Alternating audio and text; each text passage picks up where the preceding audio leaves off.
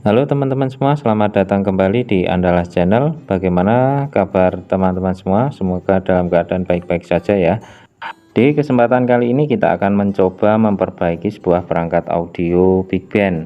Menurut informasi dari pemilik, perangkat ini rusak, mati total. Untuk lebih jelasnya kita coba nyalakan terlebih dahulu ya, melihat kondisinya seperti apa. Di display yang seharusnya ada tampilan, tidak ada tampilan sama sekali, bahkan kita tekan tombol power pun tidak ada respon sama sekali. Oke, kita cabut saja stekernya, lalu kita bongkar perangkat ini.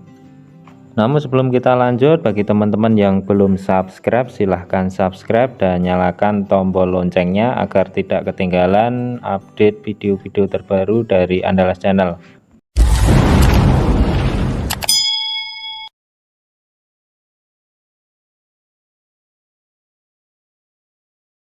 Nah, ini adalah kondisi perangkat yang sudah kita buka covernya. Nanti kita akan melakukan pengecekan di blok power supply.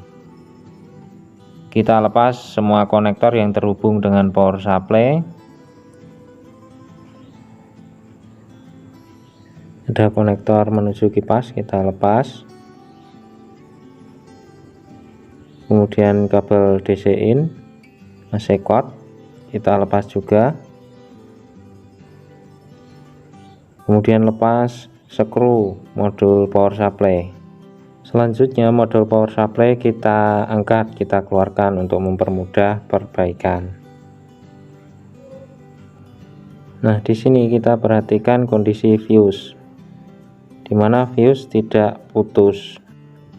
Ini berarti di blok rangkaian primer tidak ada hubung singkat. Lalu lanjut kita lakukan pengecekan di blok sekunder. Di sini dimana ada 8 buah dioda output tegangan sekunder yang nanti akan kita pastikan. Kita cek juga di rangkaian primer power supply, tidak ditemukan komponen yang hangus. Langsung kita coba nyalakan dulu. Kita lakukan pengukuran di output tegangan sekunder. Kita nyalakan dulu. Kita ukur di output tegangan sekunder pin 5 konektor GW501 untuk tegangan main 27 volt, tidak keluar tegangan sama sekali, hanya terukur main 0, sekian. Nah, ini kita akan maju untuk mengecek kondisi dioda. Kita gunakan multimeter analog saja.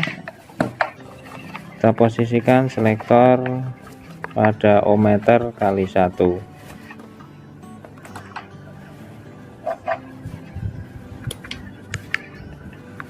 Kita ukur kondisi dioda output tegangan sekunder, kita matikan dulu. Kita cek kondisi dioda output tegangan sekunder satu persatu, bolak-balik. Oke, lanjut.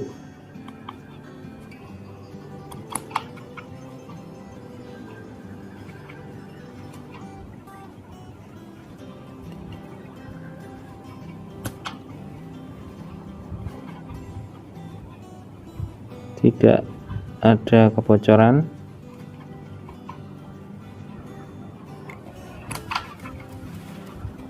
Dioda keempat oke, dioda kelima. Dioda kelima oke, dioda keenam oke juga, dioda ketujuh oke juga, dioda ke-8 kondisinya oke semua.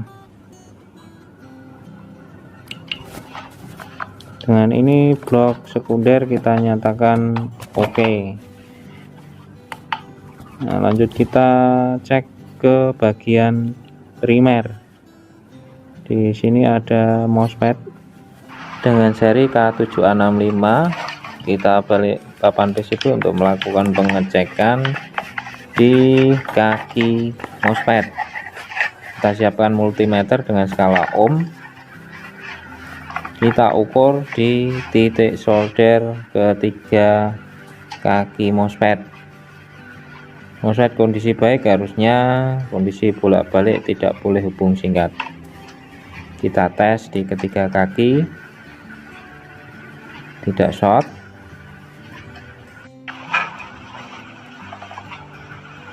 tidak short juga. Nah, dari hasil pengecekan ini MOSFET dalam kondisi baik. Lanjut kita lakukan pengukuran tegangan kerja menggunakan multimeter digital untuk mempermudah pembacaan. Kita pasang dulu AC cord.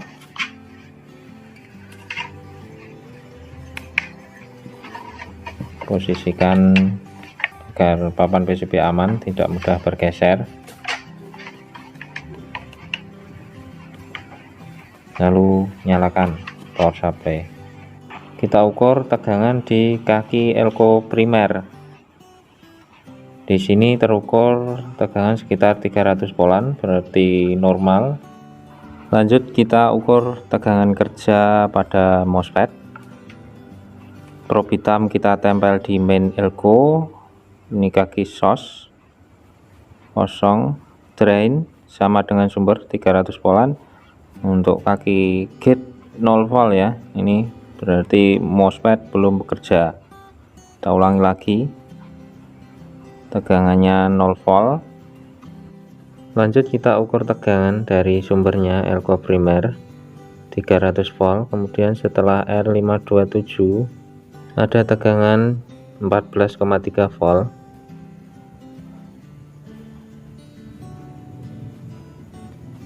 Kemudian setelah R524 di sini kita ukur ada tegangan 6,7 volt. Kemudian kita ukur di titik setelah R543. Di sini tidak keluar tegangan sama sekali atau 0 volt. Nah, kalau kita urutkan ini akan sampai di kaki gate. Nah, di sini juga 0 volt. Nah, timbul kecurigaan di R543. Kita matikan dulu power supply, kita akan cek kondisi resistor. Nah, posisinya di sini ya. Kita angkat atau kita open solder R543.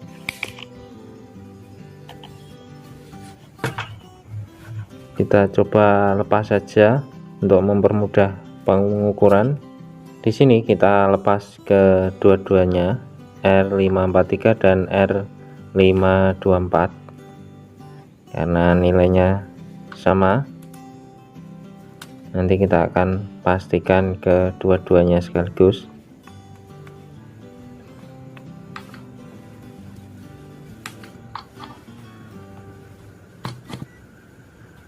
Berikut resistornya, nilainya 22K ya, tidak begitu terlihat, merah oranye. Kita pastikan ukur menggunakan ohmmeter skala kali 1K. Lalu kita ukur kedua resistor secara bergantian dimulai XR543. Nah, jarum tidak bergerak sama sekali ya. Coba kita bandingkan dengan R524. Kita ukur. Nah, di sini jarum bergerak di kisaran angka 20 kilo ohm. Ini berarti resistor normal. Lalu kita siapkan R22K yang baik sebagai pengganti untuk diagram R543. Di sini nilainya R22 kilo ohm sudah terpasang.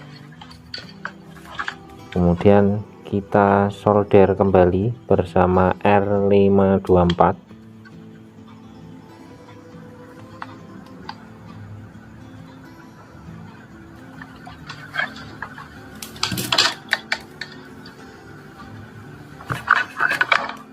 solder kembali.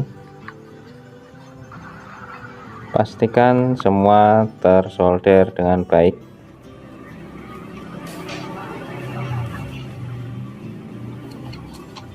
Kemudian kita nyalakan power supply untuk melakukan pengukuran tegangan.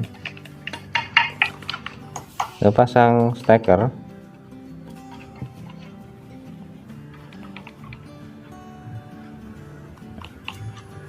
Nah, ini kita akan melakukan pengukuran di blok primer ya. Kita pastikan dulu posisinya aman. Kita ukur tegangan kerja MOSFET, tegangan di kaki gate di sini.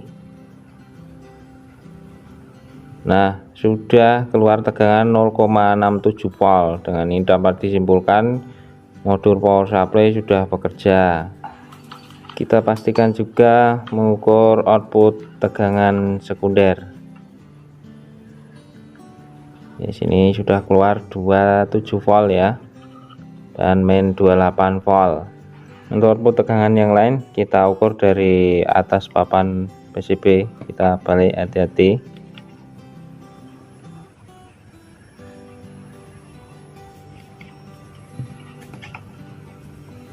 Di sini ada tegangan 14 volt juga sudah keluar. Nah, ini main 27 dan main 30. Dan ini modul power supply sudah berfungsi ya. Selanjutnya kita akan pasang ke main unit kembali.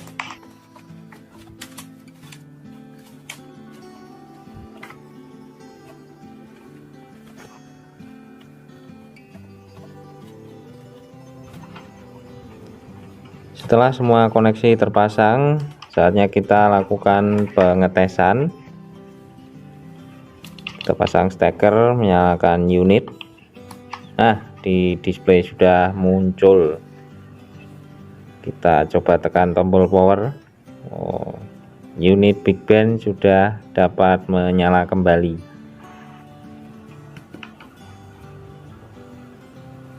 Kita coba tes menggunakan input DVD ya, karena kaset sudah tersedia di dalam. Kita coba play, loading. Disk dapat berputar ya. Unit Big Band dengan gejala mati total sudah normal kembali. Kerusakan ada di blok power supply di diagram R543 dengan nilai 22 kilo dari indikasi molor atau hambatan membesar. Demikian video sharing kali ini, semoga bermanfaat. Dukung terus perkembangan channel ini dengan cara klik subscribe, like, komen, dan share ke sosial media Anda. Terima kasih dan sampai jumpa di video selanjutnya.